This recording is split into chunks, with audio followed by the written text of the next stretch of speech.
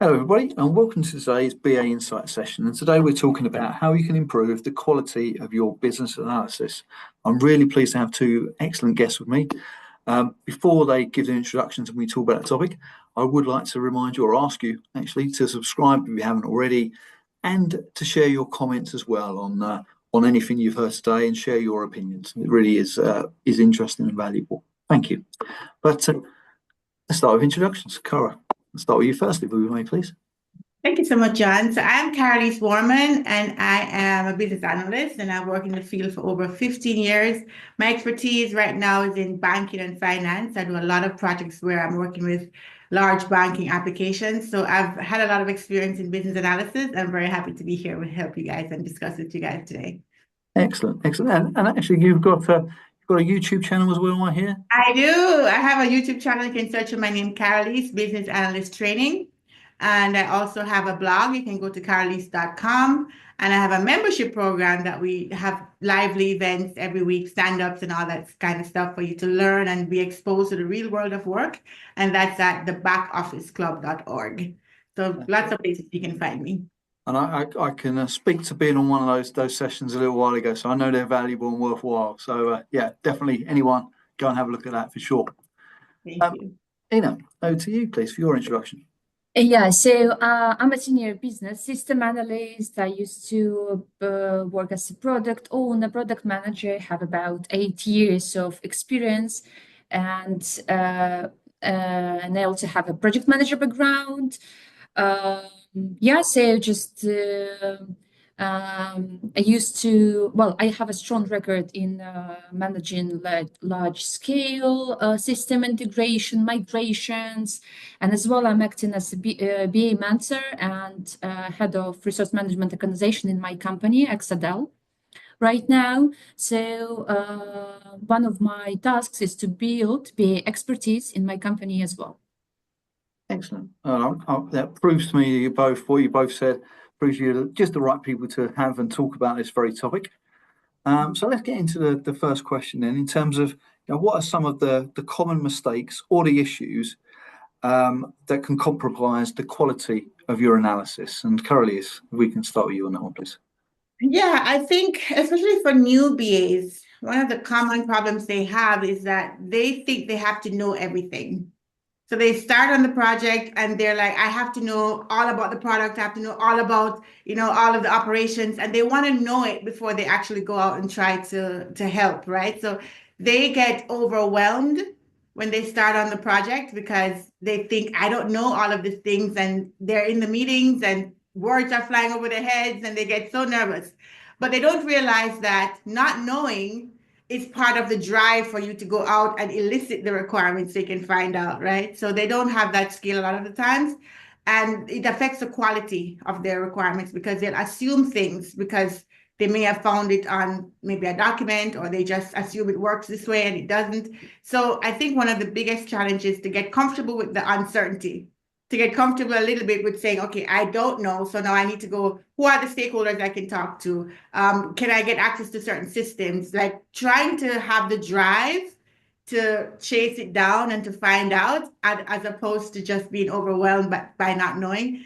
Part of it is that you're never going to know. That's why you're having to change, right? It's something different. Nobody really knows. We're all trying to accomplish this goal. And you, as a BA, have the ownership of understanding what we need to develop and what we need to build, and you are owning the requirements. So you have to take the initiative to go out and find out, even when you're not very sure what it is. So I think that's one of the biggest things that affect the quality, because the other thing too is they get pressure from the project managers. We need requirements.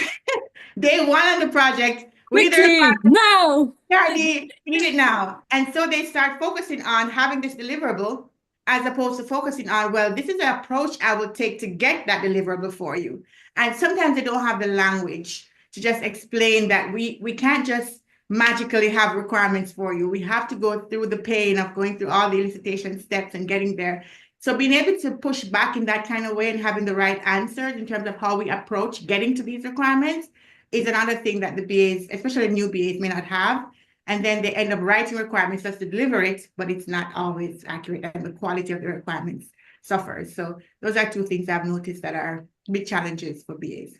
Absolutely, and that second point in particular really, really resonated with me, as it's something that I do encounter rather a lot. But I'll resist the urge to get emotional about it. I will instead let Ina share her perspective on that same question. Yeah, so actually, I just said pretty much it's resonated, that's for sure, like 100% agree.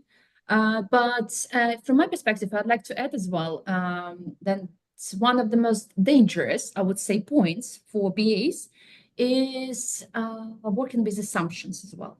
I just like to highlight it as well, right? Because, so firstly, from my perspective, the cost of mistake is really high as soon as you make assumptions without validating them at the very beginning. So yeah, so that is the point. And about that as well, it's really important, firstly, to capture them, right, and to treat them as assumptions.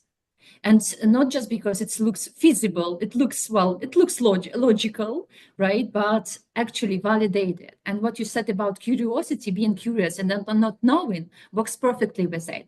But as well, a good BA should probably, like from my perspective, should actually all of these points where they are not certain, write down or kind of document somewhere, right? And to work with them as assumptions. Right. So that's the point that I would like to add here as well. Yeah, I would agree. And that actually makes it sort of complements what Karaleise said, actually, in terms of, you don't have to know everything, but even if you've got some questions or you've got some assumptions or you've got some gaps in your knowledge, make that clear to people so that actually we can find someone who might be more of an expert or somebody that can prove those assumptions one way or the other. It's not about having to try and have all the answers, but having an idea of how you might get to those answers is definitely useful. Yeah, but as well as especially junior, like, new BAs, right? They are just afraid of bringing up assumptions.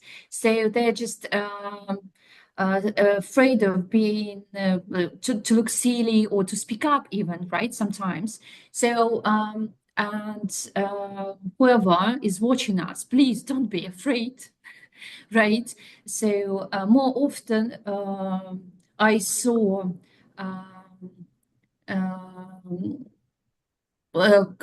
problems when questions were not asked, right? Then if someone asked silly questions.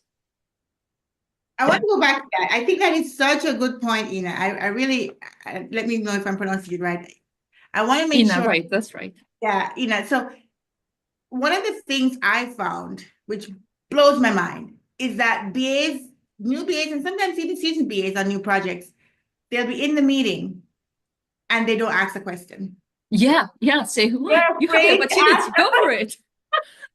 I'll tell you something. I'll give you a quick story. I hope it's not too long. But I was in a meeting and they were talking about, we're with stakeholders, we're with clients or C-level executives, and they was talking about a feature within the company, a particular department, and they were mentioning some acronyms. I think it was LDS or something. And the LDS and LDS mentioned these acronyms.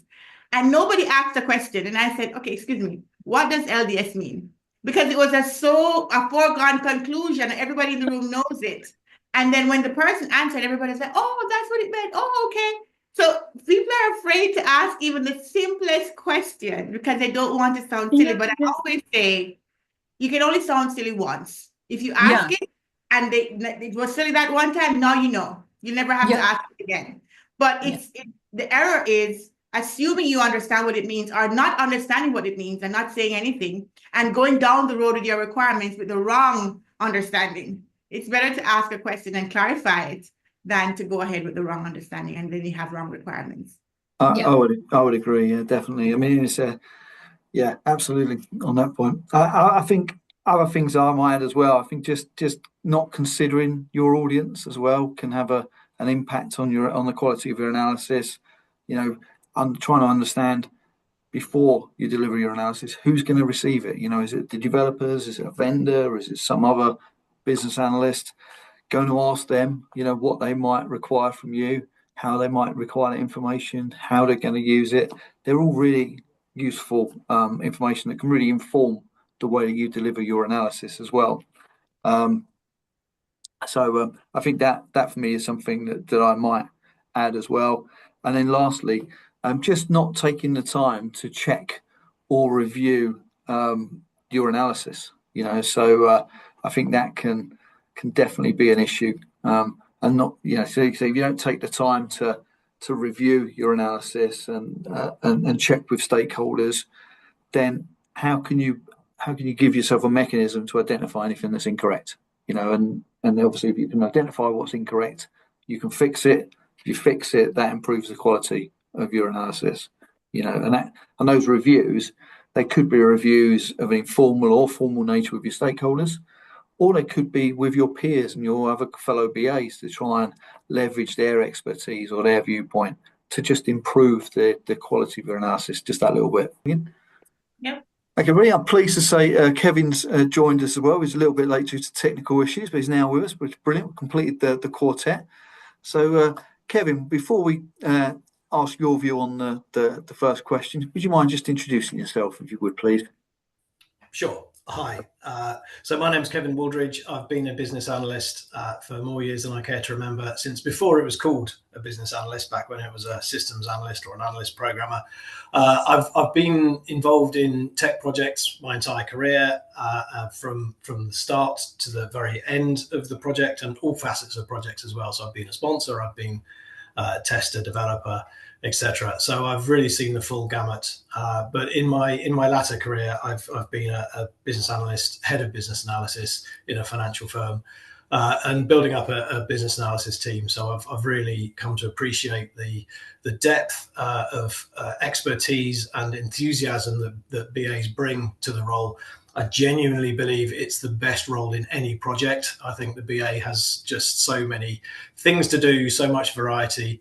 And the one thing that whenever I talk to a business analyst and ask them why do they like being a BA, I think the almost without a doubt, the first thing they'll say is it's the variety. I get to do so many different things. And of course, that's both a blessing and a curse.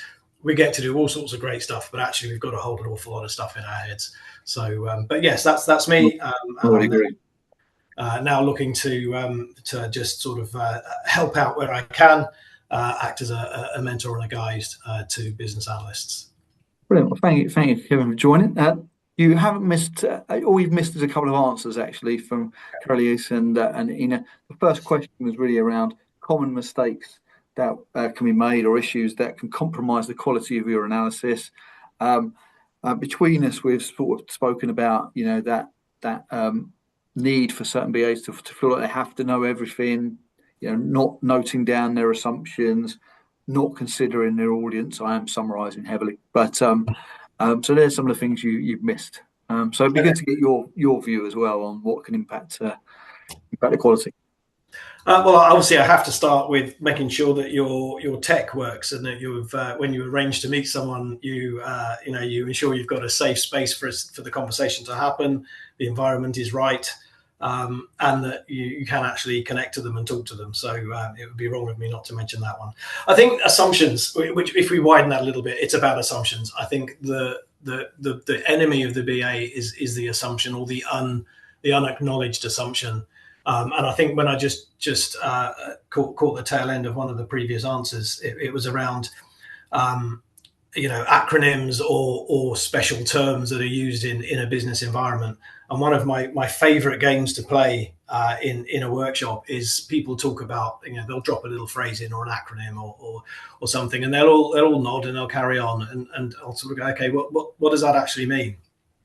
And I love it when you get 3 different answers from around the table. So actually they've all been talking about this thing, whatever it is, and yet actually they've all got a subtly different understanding of what it is, because every stakeholder comes into that meeting with a different perspective. The operations people come in with their ops perspective, and they have their focus, they have their things they need to do, their tasks in the day, and they know what that thing represents to them. But that'll be different from the strategist, that'll be different from the project sponsor, possibly different from the developers. So I think that sort of the unasked stupid question, or the assumption that hasn't been documented, I think are probably, for me, they're key mistakes.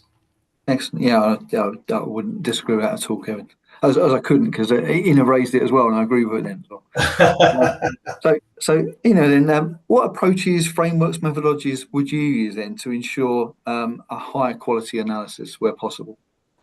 Well, so I still trying to stick to IIBA, International Institute of Business Analysis, right, standard, and so that's why I think it's crucial. Unfortunately, not all the time it's established, and it's been a bit overlooked. Establishing BA governance on the project, whatever. It can be project, it can be a program, so it depends, right? It's scalable, but still I think it's crucial to understand how what is expected from business analysts, right? What is the general flow of the requirements? Who approves what, when, formal, informal, depending on the methodology, agile, waterfall, so it's adjustable as well, customizable, and as well agree on change request management. So all of this kind of things, right, should be discussed beforehand. It would ensure better quality in the end, I think, right? And it's and it would contribute to the outcome, right? What we have. So, and as well, of course, it's very important to have templates, right, for different BA deliverables. It depends on what kind of in what kind of form you're going to deliver your requirements. It can be only user stories. It can be user stories plus specification, right? It can be, I don't know, different diagrams, whatever, low fidelity prototypes or wireframes. It doesn't matter, but still there should be kind of a benchmark, right, to ensure quality. That's one thing. And another thing I really like, and I really enjoy the practice of introducing a definition of ready. For development tasks and for user stories, for example, if you're talking about Scrum, right? So, and even in waterfall, it's still, it may work, it will work actually. So just to make sure when we consider this requirement or this user story, this piece of functionality, the composition can be different. Baseline, when we will consider it as a baseline, who should improve it, who, so validated, verified, so all of the steps. And it's unique to any program. It may even be different on the same project, but different value streams, for example, or different, so it's adjustable, it's unique. And as soon as everyone is on the same page about this, about the expected result from them, it also ensures quality, and it brings peace of mind to all the team, to BA team as well. I would agree, and it's an excellent point, isn't it? In terms of the fact that the reason these templates are in place, the reason this governance might be in place, the frameworks, the standards, or whether they come from the IIBA or their own organisation, they're building on past practice and hopefully improving that past practice. So by ignoring it, you're potentially going to introduce something that's of lower quality from the start. And it doesn't mean you have to only use it. It can mean that actually that's a foundation that you've now got available to improve yourself. But I think it's an excellent point, Ina. Thank you. Yeah, and as well, of course, when we speak about peer review or refinement sessions as well, by the way, can be considered as a measurement of quality of your requirements. How many questions development team or QA team would ask you, and would you be able to answer these questions, right? And would they be able to estimate, right, these PBIs or, I don't know, pieces of work that you just delivered to them? So it also works as well. But again, all of these pieces are still integral parts of general BA governance. So Yeah, absolutely. still it works this way. But unfortunately, according to my practice, according to my practical experience, BA governance is often overlooked. Now, I wonder, Kevin, I mean, building on top of the excellent points that Ina made, have you got any approaches or frameworks or methodologies that you might use to improve analysis quality? Yeah, I mean, I completely support Ina in terms of, you know, one needs to be standing on the shoulders of giants. You need to make sure that you are using those templates that come from the various methodologies, because, as Ina said, you know, people have done the hard work to make sure that they're effective already. One of the things Ina said that I quite liked was making sure people are on the same page. One of the things I've always tried to do, and again, it's one of my common themes, which is that the business analyst has a unique view on a project or on a problem that's trying to be solved, because it's the business analyst generally who gets to see the whole thing from start to finish. And I talk about building a picture. So it's not an architectural picture. It's not the truth. It's not an architecturally pure, I always like to say, because my architect colleagues would have a real go at me to say, well, hang on, you've missed something off there, or it's not enough detail there. But building a picture, and I like to try and put the project on a page. And it's not just the end game, it's the whole journey of the project. Where's it coming from? What's the problem? Who did it affect? What's in the scope? What's out of the scope? So you start wide, and then you drill down onto what the actual issue is. What's actually going to change? Who's that going to impact? How are they going to be impacted? Is it an automated solution? Are there manual parts? Because again, not everything we do results in an automated solution. So I think as a BA, what I always try and do, what I try and encourage people to do, is to build a picture of the project. And that also helps you in those situations where you have to go to someone and they say, okay, what project are you working on? Or potentially, you know, in a steerco, you can always reference the picture and you can say, okay, we're going to talk about this part today, or we're going to talk about this part. Or remember, because hopefully it has the problem statement on there as well that you've sweated blood over to get everyone to agree to, you can point at that and go, remember guys, that's what we're trying to solve.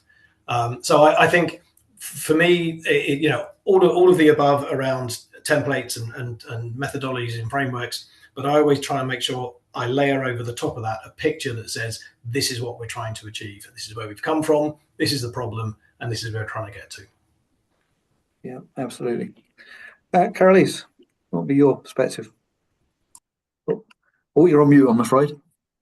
Oh, I'm sorry. Yes, not much left to say. I mean, Ina and Kevin kind of just hit the nail on the head with these two. But I do agree with both of them that it's really important to, like, stand, like you said, stand on the shoulders of giants and use those templates that have already been proven before you go create something else, because now you can make sure you have the quality that they already have in those templates. For me, practically, I have been a big proponent of more refinements. So for me, it's refining. Meaning that I don't want to get to, in our case, we're working in Agile, I don't want to get to sprint planning and they've never seen this feature before and everybody's looking at it for the first time. I don't want that. So for me, I like to refine, have meetings with maybe the leadership, make sure I get the stakeholders on board, confirm with the development team, make sure that they can do it. And if they can't, that they have a big red flag, no, I need to pivot, so that I make sure the quality of the requirements is there, that we actually can develop the thing that we're trying to develop. So refinement is big. And for me, I have that as a recurring meeting every other week or so. So I make sure that we carve out time with the team to go through things to make sure we are refining it. I also like the idea Ina mentioned earlier, which is the definition of ready. Definition of ready is very important. You don't want to get to, even waterfall, you should have some standard for what makes this ready for you to discuss, right? In Agile, it's obviously more prominent, but we need to make sure we have all of those that we've agreed to, that if it doesn't meet all of these checklist items, then it's not ready. Okay, we need to go back and do some more work. And that helps the BA to just have a higher level of quality for their work, and they know when they're missing things and they can go back and review and make sure that it's there. One more thing that for me, it's part of my approach is not just the approval, which I like, and I'm in banking, so everything is approval. There's so many people that approve everything. But having an approval process is great for somebody to look at the acceptance criteria, to look at your requirements and agree that this is actually what we want to do, but also the right approver. Because sometimes you have competing priorities. And if you're listening to one person, they say, okay, this is not prioritized. You don't need to do this now. And then somebody says, no, we need to do it right now.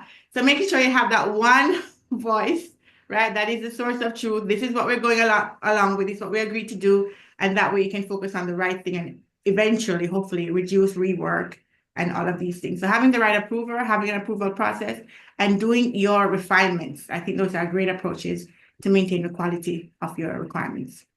Yeah, All I'd right. like to add here as well, sorry, just Yeah. about approval. So even if they approve something, I mean, stakeholders, so that doesn't mean that may not mean that it's right what they approved, right? So this case is also possible, so it's a bit tricky, right? So even if you have the right approvers, it doesn't mean that they approve the right thing. Yeah. So, but it can help. But most of the people, I think, will approve if they've done that formal review or informal review beforehand. So I think it's definitely a step in the right direction. It feels like. I think what I would add would probably a couple of points. One related to that, actually. I think a very good method that we have as BAs to improve the quality of our analysis, which is generally quite easy, is to try and do peer reviews amongst the team. You know, and having your colleagues review your artifacts and suggest any improvements is always beneficial. It's a good way as well to learn from them as you peer review their work or hear how they might improve your analysis. So that's always useful. I think as well, something that I find particularly useful in lifting the quality of the analysis is from the off, being transparent and sharing your analysis and building it that way, so that if you know that as soon as possible your analysis is going to be published somewhere, whether it's on a SharePoint site or a central page or a conference site or somewhere else, then you're naturally thinking about who is going to read it, can they access it, is it structured in a way that they can navigate through it, is almost like the user experience relating to that analysis, is it as good as it can be? And once they can access it, then then basically being open enough and encouraging enough to ensure that if there's any corrections, additions, perspectives that they want to share, that they have that opportunity almost with an open door to share those with you. And it gives you the opportunity to improve your analysis and that of the team as well. I want to come to that, John. So we started out with, in my experience, right? We started out with that, with peer reviews and basically having the documentation available, transparent and accessible to others. But what I found was that people don't actually like to go read. Yes. They don't want to go read. And it's like everybody's so busy. There's so many priorities. They're so busy that they don't have the time to actually stop and help peer review. So that's why I end up shifting towards refinements, because if I have a meeting and you have to show up and I share the screen, you have to see it. Yeah. But if I ask you to do it on your own, unfortunately, everybody has something else they got to do and the other priorities, and they never actually go towards the reading. So I've found that unless I have a meeting and I actually force people to come and look at it.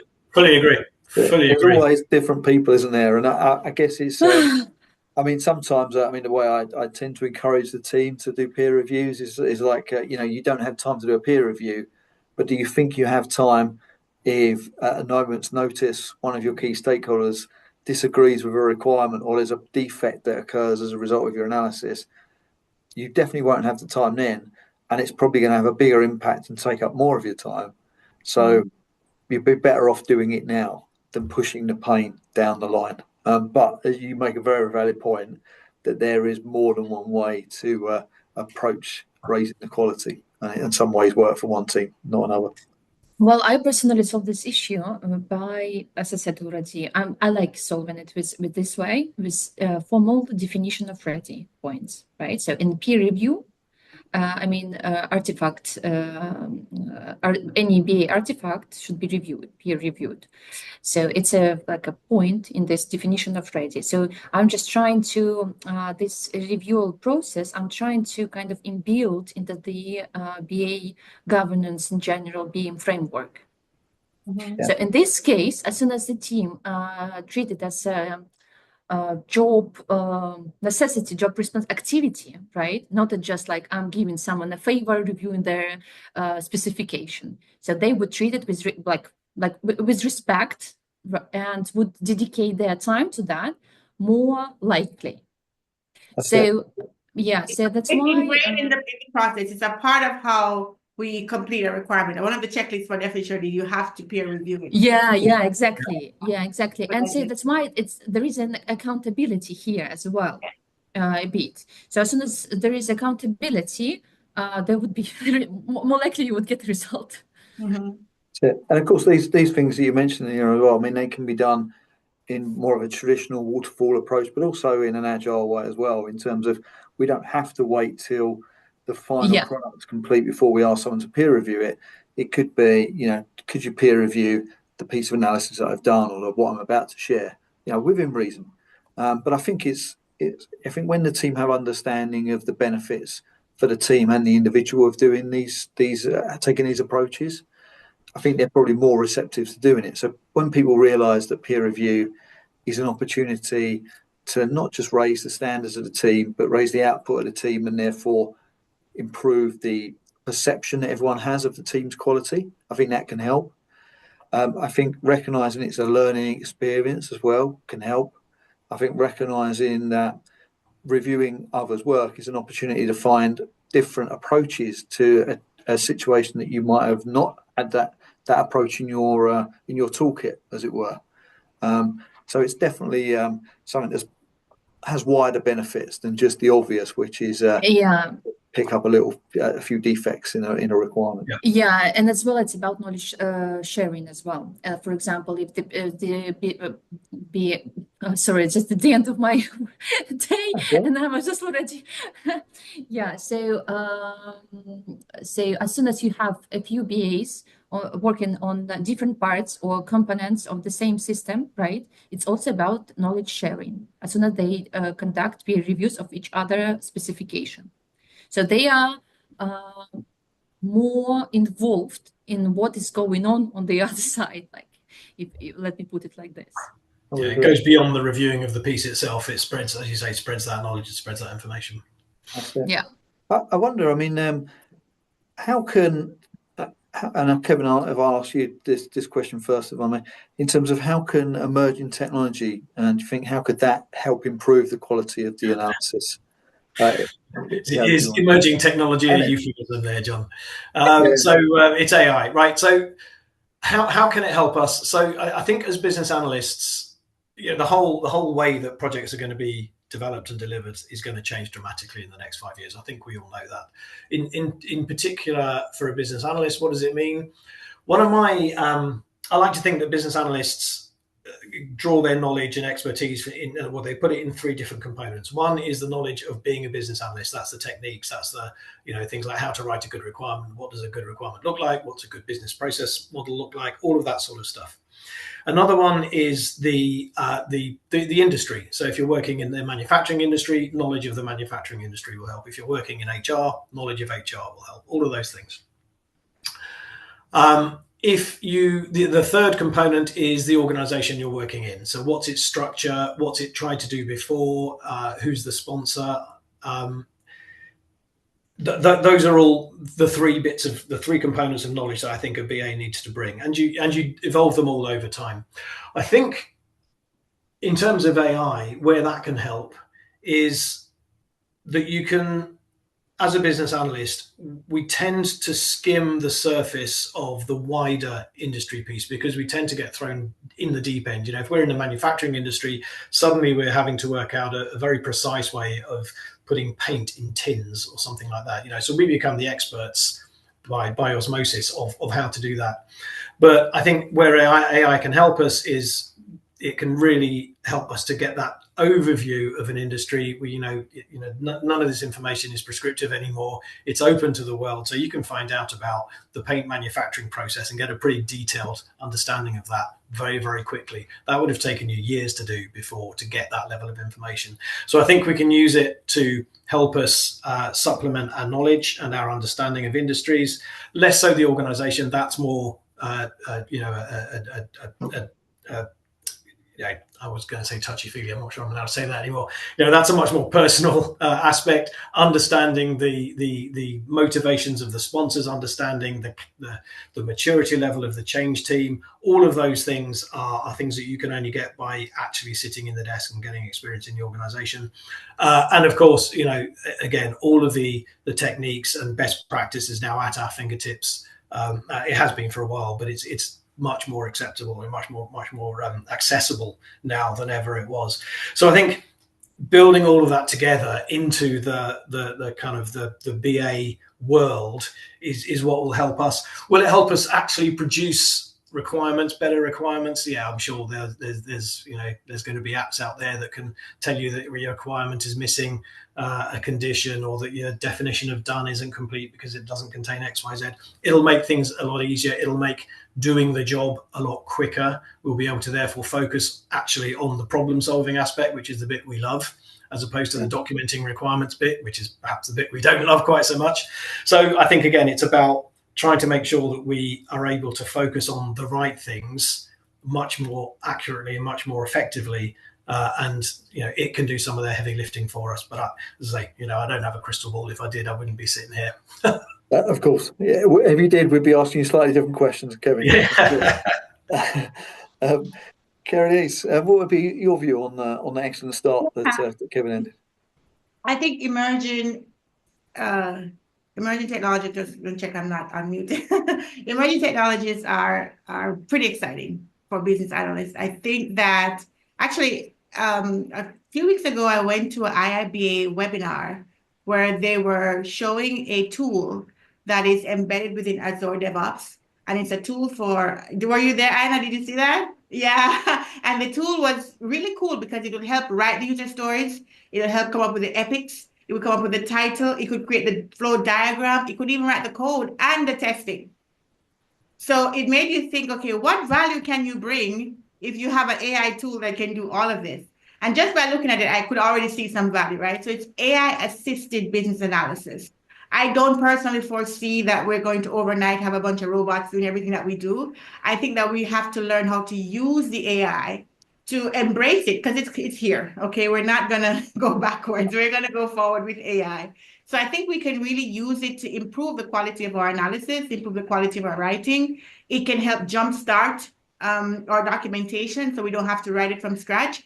But there are certain things I don't think the AI is ready with yet. And so we have a little buffer time. And if we as BAs can improve the quality of our human analysis, like the things that we bring as humans to the role, I think that's where we should be focusing. So basically coming away from focusing on the task, like the writing of the user stories and all that, and more to the strategy, the thinking, the better way of working, the governance, the way to make sure that this is the right thing to do. Because even though the AI can help us, it can crunch numbers, it can, write things for us quickly, there are some things it doesn't yet have. For example, it doesn't have the understanding of the organizational culture, right? There might be some things that maybe on paper or on the data, it looks good, but they miss the nuance of how the culture is for that organization, or the goals that leadership team have, and how we can best strategize to get to that goal. I think as BAs, we can really add value there.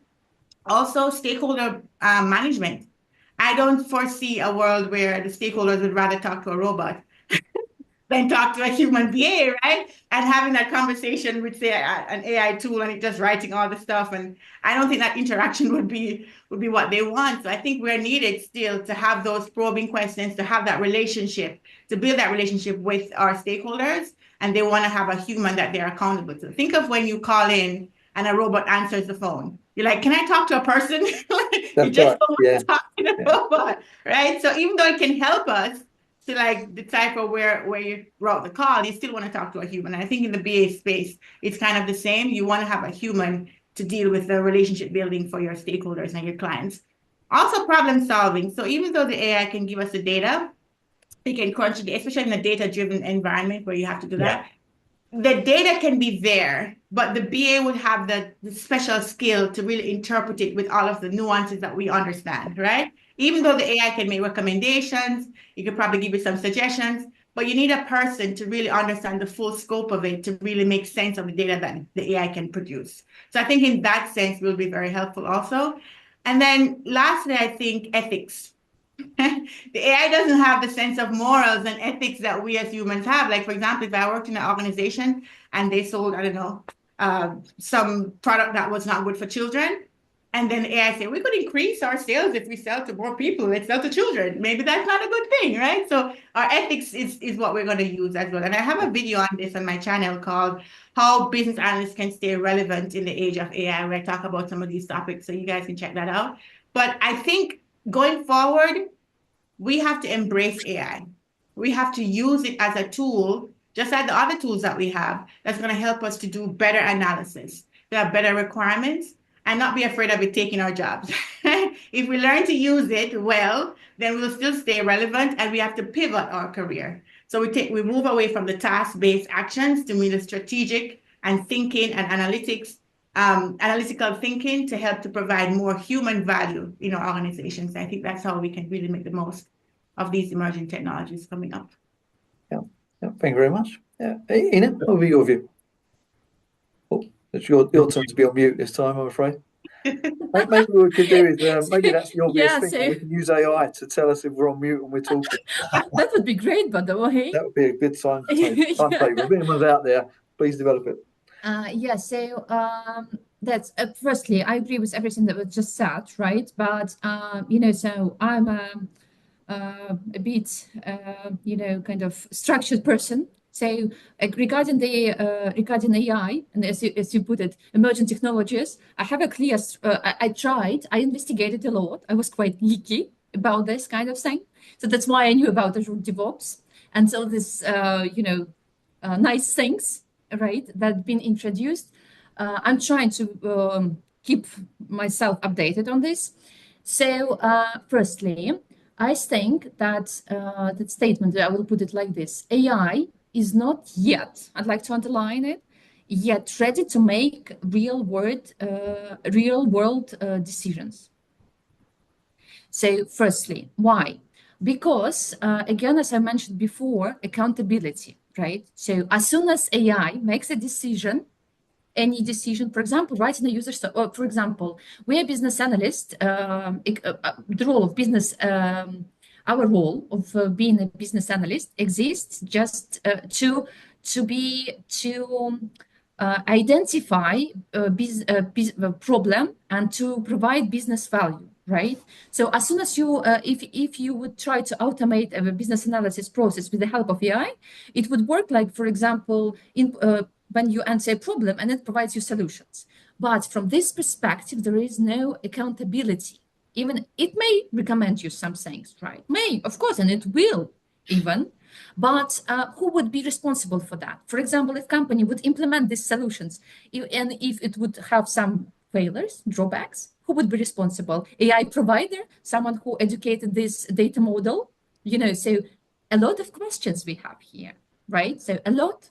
So that's why accountability still is the issue, firstly. Then as well, biases, but I'm not going to I'm not going to discuss biases in detail because there's a lot of information regarding that, and it's actually true. So that's, so we don't want to end up in a situation to eliminate the humanity just to produce, I don't know, yogurts, AI, like, for example, if it would work independently, because AI would try to achieve its goal, produce yogurts. And AI would use any resources without, limits. Of course, I'm exaggerating right now, but just for you to understand the picture. Yeah. And and regarding quality for BAs, right? So it's very nice idea to use for market investigation, for user personas, for understanding your subject matter experts better. What are their job responsibilities, functions? So it may provide you a bit more context. And so from investigation perspective and researching perspective, it's very useful, right? And as well, I really like the idea when you have to review a lot of different policies, like, so they may contain hundreds of pages. And so it provides you summary. So of course, it's a significant speed up of the process, right? It may speed up the process. It may help you to write user stories, draft them. But again, all of these are just hints, and they should be treated as hints, not as final outcomes. Yeah, absolutely. Yeah, I agree with that. Yep. I mean, the things that I would add on top of that as well. I mean, I think definitely the use of AI and Gen AI can be really useful in terms of helping the BAs perhaps either better structure their analysis sometimes or their outputs. It can be another lens through which you review your analysis to see if there's additional perspectives or points that could be added to it, or possibly areas where your wording might be misinterpreted. It's a good way of checking that, almost being another level of peer review. But it does, what you've both said, Ina and Karaleise, two specific points. It makes me recognise as well, there's still a lot that the BA needs to do. I think of that theoretical room where, the AI is recording the conversation and turning that into user stories.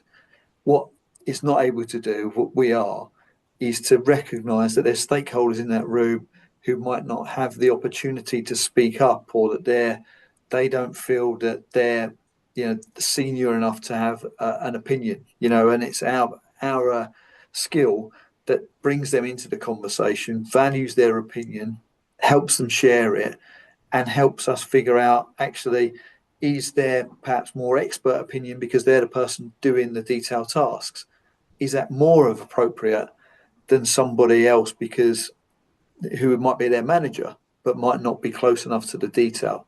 And there's not a black and white, one size fits all. It's not always the case that if you're more senior, you're more accurate. But there are times when you are.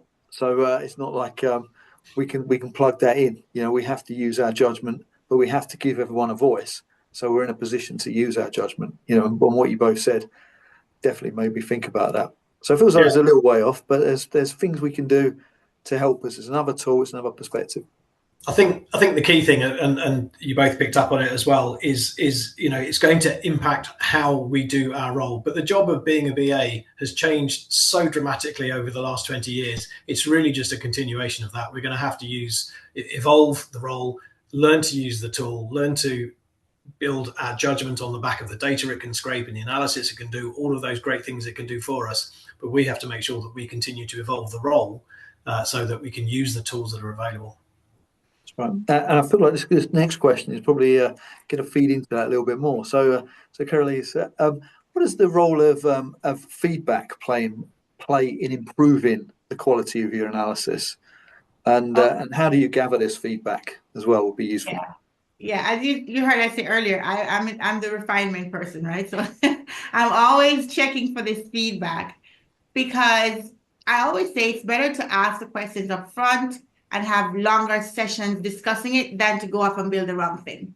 It's way more expensive to build the wrong thing and to correct that than just having a conversation and updating a document, for example, right? So I stress feedback a lot. And right now I'm in an agile environment, so we already have that kind of built in to how we work, where we have our daily stand-ups and we have our refinement sessions. We're touch point with each other constantly. So we get a chance to get each other's feedback and to pivot as we need to.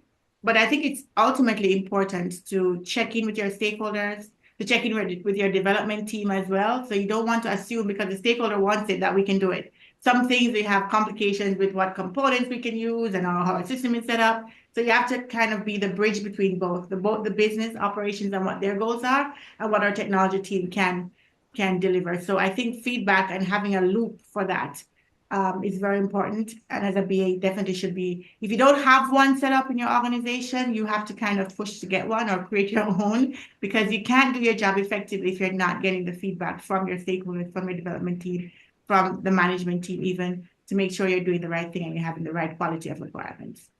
Absolutely. Ina, what'll be your view on that same question? Well, I think that in agile setup, an agile setting, we have retrospective sessions, right? So we usually have retrospective sessions. So it's a good place to hear feedback as well, and to take this feedback into account. Like, for example, Yeah, so that's one source. And another source as well, just, to have some BA things, let me put it like this, right? Where you share expertise, and as well, you, as soon as you do peer review or something, you can discuss it and comment it on in person, on the call. So it's good to, it can be another source. And as well, there can be any different sources of feedback, like it depends on the company, annual performance review processes and whatever, right? So, and I'd just like to highlight here that feedback is important, really important. And as well, I'd like to, and it's very important to know that critical feedback is better than a very, very good one, because at least this feedback gives you some points to grow. So if someone is just saying that you're very good, and you're, yes, something, you're a very good employee, you're doing your job, you're doing an excellent job, that's really great. Yeah, that's fine. It's really good to hear and to know, but it's really valuable to get some critical feedback. So I still think that, and I encourage everyone not to be defensive to critical feedback. Yeah, and I think on that point you made as well. I mean, if that feedback is saying you're very good, well, that's nice as well. But why was it good? Why was it really positive? Because actually, that's like reaffirming the good behavior, isn't it? As well as yeah. So just it can be a personal attitude, right? So that's why it should be. It also depends on how this feedback is collected, in what, again, context and set, with kind of questions, how it's been analyzed, like a lot of variables here, right? But again, so I would prefer, and I'm trying to have it all the time, to collect critical feedback, which can be like used for, can be digested, and points of improvement can be based on it in the future. Kevin, what would be your view on that question around feedback, please? Yeah, sure. So in terms of using feedback, or how to get good feedback on requirements, or during the requirements process, or during as a role of a business analyst. So I think two techniques for me, and these are both things that really should be very natural to a business analyst, but again, you just work at them and work at them and work at them. The first is active listening. So when someone else is talking, you don't kind of switch off. You don't, you're not waiting for the gap. You're actually trying to process what they're saying, and not just active listening for yourself, but also active listening for the person. So tell them, show them that you're listening, show them that it's going in, you're responding, the nodding, oh, that's a good point. And what I love, by the way, doing is if someone makes a good point, I mean, not in a big meeting, but if it's one-to-one, if someone makes a good point, I make the point of saying, that is a good point, let me write it down. Because I know that everything's recorded nowadays, but if you've seen some of particularly if it's getting technical, the AI doesn't do very well on some of the transcribing. So it's I make the point of saying, it's not, active listening isn't just about it being a better thing for me to do. It's about actually showing the person that you're valuing their input. So I think active listening is crucial in terms of getting their feedback and making sure that it sticks. The other one, and I'm a massive proponent of working physically in the same location with people, because the whiteboard or a flip chart or whatever you want to do, I think is so critical to what we do. Someone says something, and again, it's that case where, but perhaps they've said something that means one thing to one person or another thing to another person. I'm usually the first person to leap to the whiteboard, pen in hand, draw it up. My artistry is appalling, so there's a good chance that I draw entirely the wrong thing. But I put it up on the wall and I go, okay, is that what I've heard? Is that what you meant? And that is, as soon as you've got something, again, it's pictorial. People respond very differently to. I think it was Karaleise said people don't read stuff anymore. They absolutely don't. Get a picture in front of someone that shows the process, or shows the issue, or shows whatever it is you're talking about. And again, ask that very open question. Is that what you meant? Is that what you said? Don't lead the witness. Let them take you through it again, and give them the opportunity to say, yes, that's what I meant, or no, actually, you got this bit wrong, that bit wrong. And finally, just as a BA, we are wrong so often, right? We must be prepared to be wrong, okay? Being the person who says, I think this is what you've said, and be ready to be shot down because actually that's not what they said or it's not what they meant. But be brave enough to set it out and say, is this what we're talking about? Because again, that gives people something to focus on rather than just try and formulate something out of the air. You've got something on paper, you've got a picture or a phrase on paper that people can go, okay, it's nearly right, tweak that, and we're golden. So I think those are my my bits of advice and that feedback. Yeah, excellent advice. That makes me think as well that sound quite profound, I'm going to say, but being wrong is almost a step you have to take on the path to being right, really. 100%. So embrace it, really. I think as well, I think on top of the excellent points you've made, I think what I would also add is just take the time to ask, straight away, for feedback. So if you're in a session with stakeholders or colleagues, call one of them aside and ask, did that go well? Is there things I could have improved? Or as a stakeholder, do you feel I gave you the right opportunity to share your opinion? The key is, of course, if you do that, make sure you demonstrate you've learned from it, because I think there's probably nothing worse than to not do it. But I think that is effective rather than trying to remember to ask for feedback at a later point. I think as well, we can be sort of like really proactive with our feedback and ask it before the situation occurs that we're going to enter. So for example, rather than go for an analysis session and then ask for feedback on how I could improve it, before I have the analysis session or before I engage technology as an example, I can approach them and ask of the things that they would like to see from me. What practices have they seen in the past from others that they want to continue with? What don't they want to see? What doesn't work for them? This is all excellent feedback. And I feel like to a certain extent, Ina, it's probably something that you might call out in your retrospective that you mentioned. But I think generally as well, we can be on the front foot and ask our stakeholders how to make our analysis as effective as possible. And all the time it's on. Yeah, sorry, go on. I was going to say, I wanted to jump on that, what you mentioned earlier, and I think the retrospective is so important. I'm happy you brought that up, and also you, John. So I've been exposed to teams that don't want to do retrospectives, that are like, oh, we can do that once a month, or maybe just skip it. And I was like, that is the biggest opportunity to really get better when you're in an agile environment. And even if you're in waterfall, they tend to do lessons learned, but it's normally at the end of the project. But being able to do the retrospective is such a great opportunity to see what's not going well, what is going well, what action items you can take so you can make the improvement for the very next sprint. So I would encourage anybody who is doing agile or even waterfall to not skip the retrospective, right? The retrospective is very important. The other thing too is coming up with best practices. So I feel like part of the feedback is it should feed into a best practice. So you're getting the feedback, this is what it is that we did wrong, and this is how we think we can do better. Now that should be canonized somewhere as this is how we're going to go forward, and this is what we're going to do to avoid any of the issues that we had prior. So I think that's a great way to use the feedback to make sure you have improvements going forward. And one more thing, I think Kevin had mentioned, or in some of your examples, Kevin, I feel like the feedback sometimes comes to us, not necessarily from a person, but even from the process. For example, some of my projects I've noticed, like when I get on a new project and maybe they didn't have a BA before, and we go into the sprint planning and there's a lot of questions.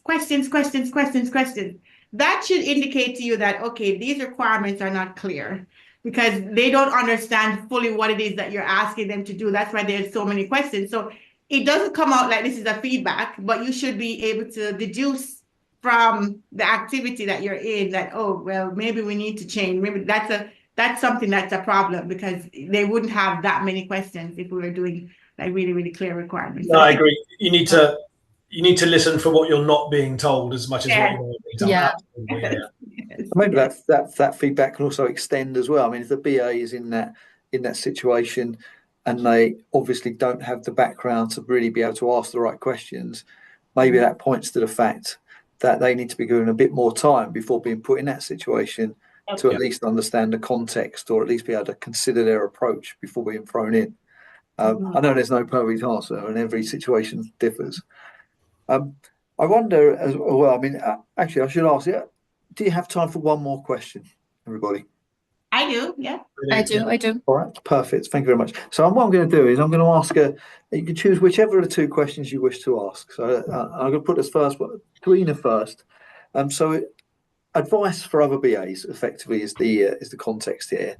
So I guess, is there a top tip that you would like to share to with other BAs in improving their quality, if you haven't already, or just other or advice generally to BAs to enable them to take their analysis from good to great? So it's really whichever of those two questions you would prefer to answer. Let's start with you, Ina. Yes, here just the best piece of advice probably, and they're pretty related to each other, like they're connected. Yeah. So that's why it's I think I would say if I can answer both of them, right? So it's actually quite difficult to tell and to distinguish, to differentiate this particular points that can be pieces of advice, because we discussed it. There are lots of things. But I already mentioned before that it's really important to work with assumptions, right? And to determine assumptions correctly. So that's really important, because the cost of mistake is huge. And as well, I would say that it may sound silly piece of advice, but from a BA, but document everything. And actually, it may sound silly. I know it. I've been there, but a lot of times when so sometimes even I say to my team, I don't want to remember. I don't want to keep information in my head. As soon as I put it into documentation on paper somewhere, I just take it out, and I have more memory, memory usage in my mind, right? So I can bandwidth, right? So that's why so document everything, especially lessons learned, and especially so best practices or anything like this, checklists, knowledge transfer, things that you've got, any information. It can be even very messy, not structured, but it will make sense in the future as soon as you are diving deeper into the domain or project or system. It depends, right? So documenting everything this approach of trying to document everything, I know sometimes it's not possible, right? Because of deadlines, because of scope, but again, even if you don't want to put it in a structured way, make a rough note. Just make a rough note of the things, and it will you will definitely benefit from it in the future. Sooner or later, you will benefit from it. I think it's excellent advice, because if you don't put it on paper somewhere and it's in your head, only you can access it. So I think it's brilliant advice, Ina, to start with. Kevin, with that excellent start, one of those two questions. So first of all, I had two written down here, one for the best bit of advice I'd ever been given, and one, the advice I would give. I'm going to go with the advice I would give to a BA, and it's to leave the ego behind. And I can't believe I've made it a whole hour into this without mentioning my book. So I've written a book on the behaviours of a business analyst called The Wise BA, or The Wise Business Analyst. And it's one of the chapters in that book is about leaving the ego behind. And that doesn't mean don't be assertive. It doesn't mean don't be confident. What it means is it's about what we talked earlier on about, you're not always going to be right. So if someone's challenging a solution that you've proposed or suggested, or some analysis you've done, they're not challenging you. And it's very easy to get all defensive and to think, they're having a go at me. They are not. What they're trying to do, just as you are, is get to the right solution. And they might do that through having a go at the solution or trying to tease the solution to work out if it's right. And it's very easy to take it personally. But that's where you have to step away from the ego and go, okay, this isn't about me. This is about getting the job done right.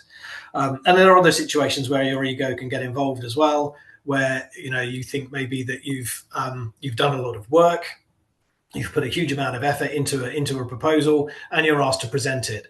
you know, a lot of us, the immediate temptation is to go into all of that work and say, look, I have done work here. I have validity. I have bona fides. I've worked this through, and this is why I think this is the right answer. But actually, a lot of that isn't relevant.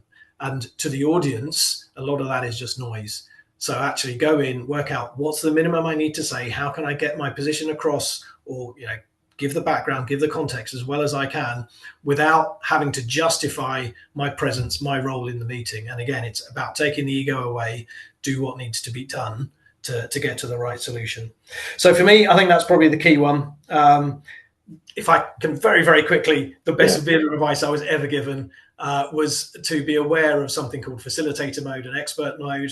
So when we're an expert, we're telling people how it is. When we're a facilitator, we may already know the answer, or we may think we know the answer, but it's about letting your stakeholders have the conversation, guide them, direct them, help them, but you're not telling them how it is. You're inviting them to have the conversation and facilitating it. So identify when you should be in facilitator mode, when you should be in expert mode, and knowing when to switch between the two, because as a BA, variety, we have to do both at various stages, but knowing when to switch and just trying to be aware of that, I think, is one of the best bits of advice I was ever given. So I got both in, I'm sorry. That's all right, Kevin. That's perfectly right. Maybe there's another bit of advice there to take every opportunity to squeeze as much advice as you can in there. Absolutely. I'm going to argue with that. That's perfect. Karaleise, what will be your advice or tips that you want to share? Oh, wow. So I'll start by giving two stories, and then I'll show you the tips from the story. So I was working in a project, and I was working directly with the VP, and he wanted me to start with the data. And he said to me, hey, you know, the top request, because we were building something to solve a problem. And he said, the top request that we're getting in our call center is, you know, this kind of feature that they have issues with it. And I was like, okay, cool. And I ran off and I started to go down the road of trying to get the requirements for this, only to find out when I look at the actual data, that was not the top request. So my advice, the advice that I would give is trust but verify. Not because you're getting something directly from your senior leadership. Oh, this is what we have to fix. This is the most important thing. Sometimes you have to go verify. Is that really true? Go look at the data. Go look at the documentation. Go talk to the stakeholders and try to uncover the actual real problem that we have to solve. Because many times what gets to them after it goes through so many different people is far removed from what's happening actually on the ground. So I would say trust but verify is one of the important ones. And also sometimes we go back to assumptions that Ina mentioned so many times. It's like you can make the wrong assumption. Once I was working on a project and we had to build this feature, and a part of the functionality of the feature, I would ask the users to, if you can't find the password, just click on the reset password link and that would solve the problem. Did all of that only to find out this tool does not have a reset password. And I was like, I assumed in the modern world, I love it. have that feature. Like, how could you have an application without reset password? Only to find out there was some SSO connection and all this other stuff. So it's very easy to make assumptions that you think should be there. But again, my advice is to trust, but go and verify. Make sure it's there before you go ahead and write anything. So, and a note here, that was my best piece of advice that I've received in my past about assumptions, actually. That was mine. And that's so true, so true. At that time when I got this advice, I didn't even know how true it is. I didn't realize it. Yeah. So right now I already can realize, but yeah, so that was my best piece. I'll probably share a couple of bits of advice then and tips that are on top of the excellent points you said. I think one being, recognize that the analysis isn't the end goal. The analysis, actually, the delivery of the product or the project is the end. And actually, you are a step in that process. So it's not about delivering perfect requirements and then forgetting about it. It's actually being part of that bigger team that's delivering change. So you need to work cohesively together, collaborate, and make sure you bring it all together to deliver something. Which the reason I bring that up is sometimes I think in the wrong environment we can be seen as, let's get our piece of work done and throw it over the fence to the next stage, and it's not like that at all. If the last stage in the process succeeds and they've all had the right tools and the right analysis, etc., built up behind them, then we'll all succeed as a result. I think one other thing I would add, that's even been demonstrated just by being on this call as well, is just observe others in the BA community. Observe and broader. So observe the way that people behave, that approach their analysis. Facilitate, share, build relationships, anything at all. Observe and be open to learning from others. There is so, John, this is how you're trying to things achieve your quality, your business analysis quality by conducting these sessions. But it does help. It really does help, because I think I'd be lying if I said there's not a session. I'm not sure there's a single session I haven't learned anything at all. Yeah. And so there's things that we talk about, and I might go into some sessions and think, maybe requirements definition. What am I going to learn, right? But there's always things you learn about the topic, but also just the way sometimes people present that same information. They might have an interesting way of kicking off a conversation. Sometimes it's really minor points, but you think, actually, that was so good. And that's better than the way I do it. So therefore, I'm going to try and make it my way. And I think if we think with an open mind, maybe it means we're less offended by feedback, a bit more open to it. We're more focused on actually improving, and actually we'll find ways to improve in any different way. And therefore it means I'll take inspiration from anybody at any level at any point. And I don't always know when it's coming until it arrives. And I'm like, okay, I'm going to try and make that my own, as it were. Brand theft BA, I think I've called it in the past. But you're right. It's lovely when you sit by and you just watch someone with a great presentation or during a great workshop, managing it, asking the right questions, nurturing their stakeholders to get the very best out of them. It's great sometimes to just sit back and watch a master at work. And that's and learn from them as well, as you say. Kevin, those wise words feel like the best point to draw things to a close, actually. So I can't top that in terms of ending this session, other than to say thank you to the three of you. It's been really interesting. I've definitely learned from you as I expected to. Really good to meet you and to hear your views. I'll look forward to hearing from you in the wider BA community, reading blogs, watching your channel, Karaleise as an example. Kevin, having a look at the book as well.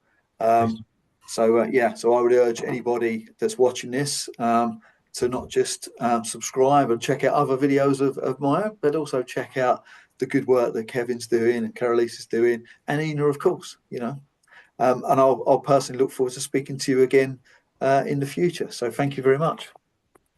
Thank you. Thank you very much. Bye.